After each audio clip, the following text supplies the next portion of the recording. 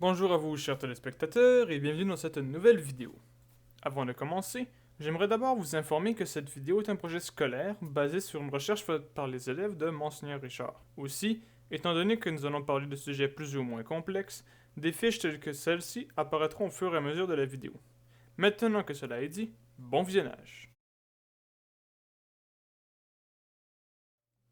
Alors que William Herschel regarde le ciel nocturne avec son tout nouveau télescope, il remarque la présence de nuages de gaz qui se retrouvent à de très grandes distances. N'ayant pas les moyens de calculer leur distance réelle, il continue ses observations sur le système solaire sans plus s'en préoccuper. 2 siècles après les observations de William Herschel, Edwin Hubble constate, avec les calculs d'Henrietta Swan-Leavitt, que certaines nébuleuses se trouvent trop loin pour appartenir à la Voie lactée. Il vient de prouver l'existence des galaxies. Depuis la découverte des galaxies, des milliers ont été découvertes. Nous pensons même qu'il existerait plusieurs milliards de galaxies dans notre univers. Et bien qu'elles soient toutes différentes les unes des autres, elles ont toutes un point en commun. Une galaxie doit être composée d'au minimum un total d'environ 1 million d'étoiles en son sein. De plus, les galaxies de grande taille possèdent toutes ou presque un trou noir supermassif. Finalement, selon les modèles d'aujourd'hui, chaque galaxie contient ce qu'on appelle de la matière noire. Mais certaines découvertes pourraient venir revendiquer l'importance de la présence de la matière noire dans une galaxie. Après ces découvertes, Edwin Hubble a dû trouver un moyen de classifier les galaxies. Il a créé ce qu'on appelle aujourd'hui la séquence de Hubble. Cette séquence classe les galaxies selon leur forme. Elle sépare donc les galaxies en différentes catégories.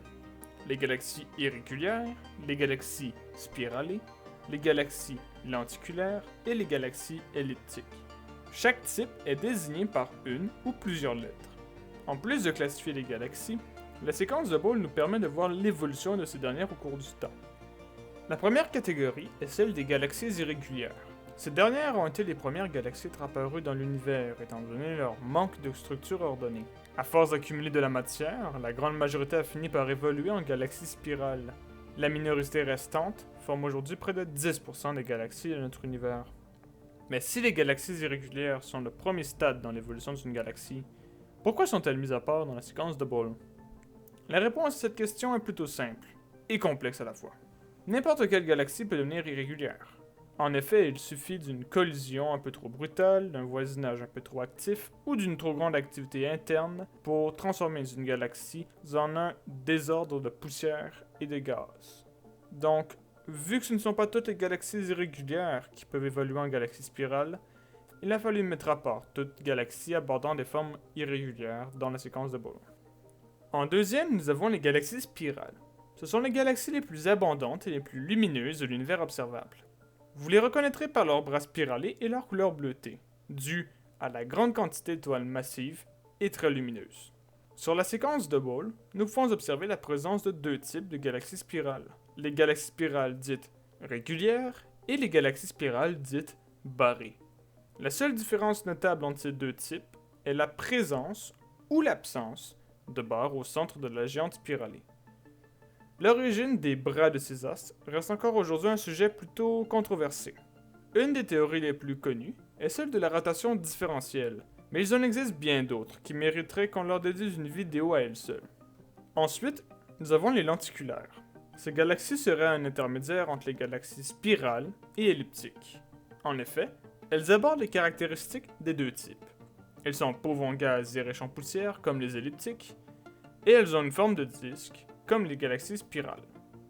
Ces galaxies sont les moins connues du public et les moins comprises des astronomes, à cause du manque de données que nous avons sur ces dernières. Finalement, le dernier stade d'évolution des galaxies, les elliptiques.